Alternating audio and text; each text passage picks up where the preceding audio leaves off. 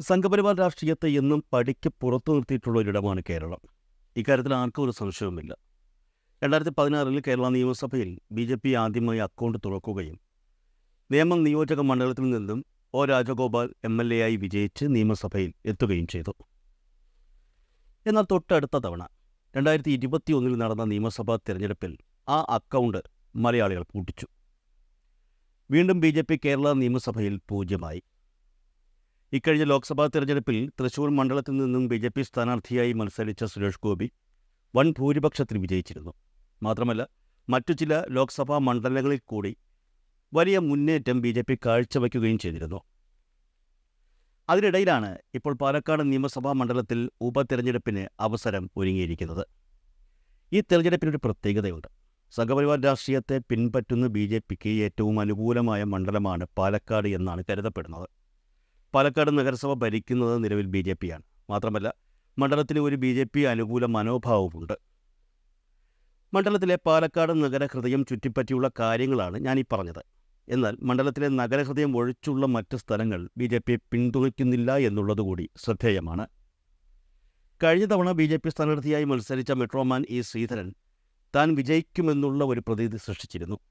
പാലക്കാട് നഗരത്തിൽ സ്ഥിതി ചെയ്യുന്ന ബൂത്തുകൾ എണ്ണിയപ്പോൾ അവിടെ ശ്രീധരനായിരുന്നു മുൻതൂക്കം ലഭിച്ചത്. എന്നാൽ മറ്റു ഗ്രാമപ്രദേശങ്ങൾ എണ്ണിയപ്പോഴാണ് ശ്രീധരൻ പിറകിലേക്ക് പോവുകയും കോൺഗ്രസ് വിജയത്തിലേക്ക് നടന്നു കയറുകയും ചെയ്തത്. ഇപ്പോഴും വളരെയേറെ പ്രതീക്ഷയോടുകൂടി തന്നെയാണ് ബി.ജെ.പി. ഈ ഉപതെരഞ്ഞെടുപ്പിൽ സ്ഥാനാർത്ഥിയെ നിർത്തിയിരിക്കുന്നത്. മണ്ഡലത്തിൽ ചിരപരിചിതനായ സി. കൃഷ്ണകുമാറാണ് സ്ഥാനാർത്ഥി എന്നുള്ള ഒരു മേന്മയും അവർക്കുണ്ട്. എന്നാൽ 2016 ശോഭാ സുരേന്ദ്രനും 2021 ഇ. ശ്രീധരനും ഉണ്ടാക്കിയെടുത്തതുപോലെയുള്ള ഒരു വലിയ മുന്നേറ്റമുണ്ടാക്കാൻ ഇത്തവണ ബി.ജെ.പിക്ക് സാധിക്കില്ല എന്നാണ് വിലയിരുത്തൽ. അതിന് കാരണമായി ഒരു പ്രധാന കാര്യം ചൂണ്ടിക്കാണിക്കപ്പെടുന്നുണ്ട്. വർഷങ്ങളായി ബി.ജെ.പിക്ക് അനുകൂലമായി വോട്ട് ചെയ്തുകൊണ്ടിരിക്കുന്ന പാലക്കാട്ടെ ഒരു പ്രബല സമുദായം ഇത്തവണ ബി.ജെ.പിക്ക് പിന്തുണ പ്രഖ്യാപിച്ചിട്ടില്ല എന്നുള്ളതാണ് ഇതിനനുബന്ധമായി ചൂണ്ടിക്കാണിക്കപ്പെടുന്നത്. മുൻ വർഷങ്ങളിലൊക്കെ ഈ സമുദായത്തിൻ്റെ പൂർണ്ണ പിന്തുണ ബി.ജെ.പിക്ക് ലഭിക്കുകയും അതിൻ്റെ പിൻബലത്തിൽ ബി.ജെ.പി. മണ്ഡലത്തിൽ വലിയ മുന്നേറ്റം ഉണ്ടാക്കുകയും ചെയ്തിരുന്നു. എന്നാൽ ഇത്തവണ ഈ സമുദായം ബി.ജെ.പിക്ക് പിന്തുണ പ്രഖ്യാപിച്ചിട്ടില്ല. മാത്രമല്ല, പല കാരണങ്ങൾ കൊണ്ടും പ്രസ്തുത സമുദായവും ബി.ജെ.പിയും തമ്മിലുള്ള അകൽച്ച വർദ്ധിച്ചിട്ടുണ്ട് എന്നും റിപ്പോർട്ടുകൾ പുറത്തുവരുന്നുണ്ട്. പാലക്കാട് നഗരസഭയിലെ പ്രധാന വോട്ട് ബാങ്കാണ് മൂത്താൻ സമുദായം. കാലാകാലങ്ങളായി ബി.ജെ.പിക്ക് പിന്തുണ നൽകി വന്ന ഈ സമുദായമാണ് മൂത്താൻ. ഈ സമുദായത്തിൻ്റെ ആകെ ജനസംഖ്യയുടെ 90% വോട്ടുകളും ബി.ജെ.പിക്ക് തന്നെയാണ് ലഭിക്കുന്നത് എന്ന് വ്യക്തമാണ്. മൂത്താൻ സമുദായത്തിലെ വോട്ട് വിഹിതത്തിൻ്റെ അടിസ്ഥാനത്തിലാണ് പാലക്കാട് നഗരസഭയിൽ ബി.ജെ.പി. ഭൂരിപക്ഷം നേടിയതും ഭരണം കൈപ്പിടിയിൽ ഒതുക്കിയതും. പാലക്കാട്ടെ ഈ സമുദായത്തിൻ്റെ ജനസംഖ്യ ഏകദേശം 15,000-ന് മുകളിലാണ്. ഈ ജനസംഖ്യയിൽ 90% വരുന്ന വോട്ടുകളും ബി.ജെ.പിക്ക് തന്നെയാണ് കാലങ്ങളായി ലഭിച്ചുകൊണ്ടിരിക്കുന്നത്. ഈ സമുദായത്തിൻ്റെ ബലത്തിൽ തന്നെയാണ് ബി.ജെ.പി. പാലക്കാട് മുന്നേറ്റം ഉണ്ടാക്കിക്കൊണ്ടിരിക്കുന്നത്. മറ്റു രാഷ്ട്രീയ പാർട്ടികൾക്കും അക്കാര്യം വ്യക്തമായി അറിയാവുന്ന കാര്യമാണ്. ഈ സമുദായം ഇടതുപക്ഷത്തോട് എന്നും എതിർപ്പാണ് പ്രകടിപ്പിച്ചിട്ടുള്ളത്. നേരത്തെ കോൺഗ്രസിന് അനുകൂലമായിട്ടുള്ള ചില നീക്കങ്ങൾ സമുദായത്തിൻ്റെ ഭാഗത്തു നിന്നും ഉണ്ടായിട്ടുണ്ടെങ്കിലും ഏറ്റവും കൂടുതൽ അനുഭാവം അവർ പുലർത്തി വന്നത് ബി.ജെ.പിയോടാണ്. ദേശീയതയ്ക്ക് അധിക പ്രാധാന്യം നൽകിക്കൊണ്ടുള്ള നടപ്പ് രീതികളാണ് മൂത്താൻ സമുദായം പിന്തുടരുന്നത്. അതുകൊണ്ട് തന്നെയാണ് ബി.ജെ.പിയോട് ഈ സമുദായം കൂടുതൽ അനുഭാവം കാണിക്കുന്നത്. ഇവിടുത്തെ ഒരു പ്രധാന വിഷയം എന്താണെന്ന് പറഞ്ഞാൽ, ഇത്തവണ അതായത് ഉപതെരഞ്ഞെടുപ്പ് നടക്കുന്ന ഈ സാഹചര്യത്തിൽ മൂത്താൻ സമുദായം ഒരു പാർട്ടിക്കും പിന്തുണ പ്രഖ്യാപിച്ചിട്ടില്ല എന്നുള്ളതാണ്. തങ്ങളുടെ സമുദായം ആർക്ക് പിന്തുണ നൽകുമെന്നുള്ള കാര്യം മൂത്താൻ സമുദായ നേതാക്കൾ ഇതുവരെ തുറന്നു പറഞ്ഞിട്ടുമില്ല. കഴിഞ്ഞ 2021 നിയമസഭാ തെരഞ്ഞെടുപ്പിൽ മൂത്താൻ സമുദായത്തിൻ്റെ പൂർണ്ണ പിന്തുണ ബി.ജെ.പി. സ്ഥാനാർത്ഥി മെട്രോമാൻ ഇ. ശ്രീധരന് ലഭിച്ചിരുന്നു. ആ പിന്തുണയുടെ ബലത്തിൽ തന്നെയാണ് മെട്രോമാൻ പാലക്കാട് വലിയ മുന്നേറ്റം കാഴ്ചവെച്ചത്. മെട്രോമാന് മാത്രമല്ല ഈ സമുദായം പിന്തുണ നൽകിയിട്ടുള്ളത്. 2016 നിയമസഭാ തെരഞ്ഞെടുപ്പിൽ പാലക്കാട് നിയോജക മണ്ഡലത്തിൽ നിന്നും മത്സരിച്ച ബി.ജെ.പി. സ്ഥാനാർത്ഥി ശോഭാ സുരേന്ദ്രനും ഈ സമുദായം പൂർണ്ണ പിന്തുണ നൽകിയിരുന്നു. പതിവ് പോലെ വലിയ മുന്നേറ്റം അവർ കാഴ്ചവെക്കുകയും ചെയ്തിരുന്നു.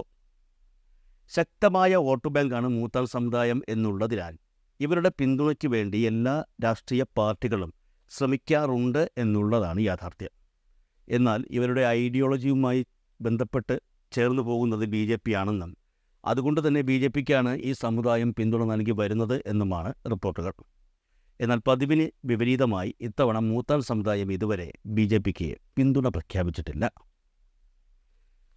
ഞാൻ നേരത്തെ പറഞ്ഞു, 15,000-ലധികം മൂത്താൽ സമുദായ അംഗങ്ങളാണ് പാലക്കാടുള്ളത്. തമിഴ്നാട്ടിൽ നിന്ന് നൂറ്റാണ്ടുകൾക്ക് മുൻപ് പാലക്കാട്ടേക്ക് കുടിയേറി പാർത്തവരാണ് മൂത്താൽ സമുദായക്കാർ. പാലക്കാട്ടെ ഭൂരിഭാഗം കച്ചവടക്കാരും ഈ സമുദായത്തിൽപ്പെട്ടവർ തന്നെയാണെന്നുള്ള പ്രത്യേകതയുമുണ്ട്.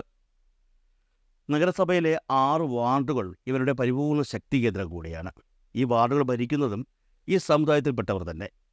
6 വാർഡുകളിലും മൂത്താൽ സമുദായത്തിൽ നിന്നുള്ളവരാണ് കൗൺസിലർമാർ. മാത്രമല്ല, ഇവരെല്ലാം പഞ്ചായത്ത് തെരഞ്ഞെടുപ്പിൽ വിജയിച്ചത് BJP ടിക്കറ്റിൽ മത്സരിച്ചാണ് എന്നുള്ള പ്രത്യേകതയുമുണ്ട്. അത്രത്തോളം BJPയുമായി അടുത്ത ബന്ധം പുലർത്തുന്നവരാണ് ഈ സമുദായം. ഈ സമുദായത്തിൻ്റെ വോട്ട് ബാങ്ക് എപ്പോഴും തങ്ങൾക്ക് അനുകൂലമാണെന്ന ഒരു വിശ്വാസം BJPക്കും BJP നേതാക്കൾക്കുമുണ്ട് എന്നുള്ള കാര്യവും ഇവിടെ എടുത്തു പറയേണ്ടതാണ്. മൂത്താൽ സമുദായം ഇത്തവണയും തങ്ങൾക്ക് തന്നെ വോട്ട് ചെയ്യുമെന്നുള്ള വിശ്വാസം പാലക്കാട് സ്ഥാനാർത്ഥി ഉൾപ്പെടെയുള്ള BJP നേതാക്കൾക്കുണ്ട്. എന്നാൽ അവർ കഴിഞ്ഞ തവണത്തെ പോലെ പരസ്യമായി പിന്തുണ പ്രഖ്യാപിക്കാത്തത് BJPയെ ആശങ്കയിലാഴ്ത്തുന്നുണ്ട്. കാലങ്ങളായി BJP അനുഭാവം പുലർത്തി വന്ന സമുദായവുമായി ഇപ്പോൾ BJP അത്ര രസത്തിലല്ല എന്നുള്ള കാര്യവും ശ്രദ്ധിക്കേണ്ടതാണ്. വ്യക്തിപരവും അല്ലാത്തതുമായ കുറേയേറെ പ്രശ്നങ്ങൾ സമുദായവും BJPയും തമ്മിൽ നിലനിൽക്കുന്നുണ്ട്. ഇത് കാരണമാണ് സമുദായം ഇപ്പോൾ BJPക്ക് അനുകൂലമായി പിന്തുണ പ്രഖ്യാപിക്കാത്തത് എന്നാണ് വിവരങ്ങൾ.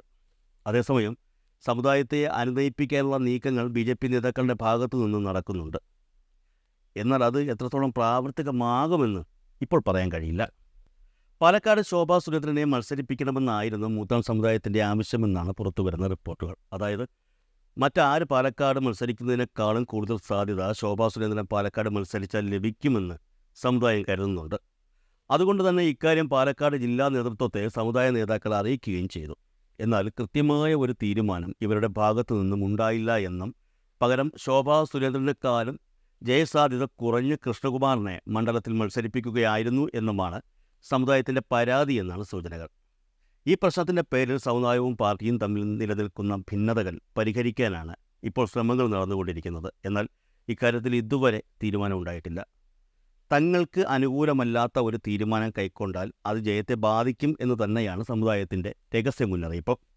സ്വാഭാവികമായും BJPയെ കുറച്ചൊന്നുമല്ല ഇത് ആശങ്കയിലാഴ്ത്തുന്നത്. നമ്മൾ നേരത്തെ പറഞ്ഞതുപോലെ സമുദായത്തെ അന്വയിപ്പിക്കാനുള്ള നീക്കങ്ങൾ നേതാക്കളുടെ ഭാഗത്തു നിന്നും ഉണ്ടാകുന്നുണ്ട്. എന്നാൽ ഇതുവരെ അതൊന്നും ഫലം കണ്ടിട്ടില്ല എന്നുള്ളതാണ് വസ്തുത. BJPയുടെ മാധ്യമങ്ങളിലെ മുഖമായിരുന്ന സന്ദീപ് വാര്യർ പാർട്ടി വിട്ട് പുറത്തു പോവുകയാണെന്ന സൂചനകൾ പ്രചരിച്ചു കഴിഞ്ഞു. ഞാൻ പാർട്ടിയിൽ തുടരുമെന്നോ പാർട്ടി വിടുമെന്നോ സന്ദീപ് വാര്യർ ഇത് സംബന്ധിച്ച് വ്യക്തമാക്കിയിട്ടുമില്ല. സന്ദീപ് BJP വിട്ട് CPMലേക്ക് പോവുകയാണെന്നുള്ള സൂചനകളാണ് പുറത്തു വന്നിരിക്കുന്നത്. സന്ദീപിൻ്റെ ഈ പുറത്തുപോകലുമായി ബന്ധപ്പെട്ട് പാർട്ടിയിൽ ഇപ്പോൾ കലാപം ആരംഭിച്ചു കഴിഞ്ഞു.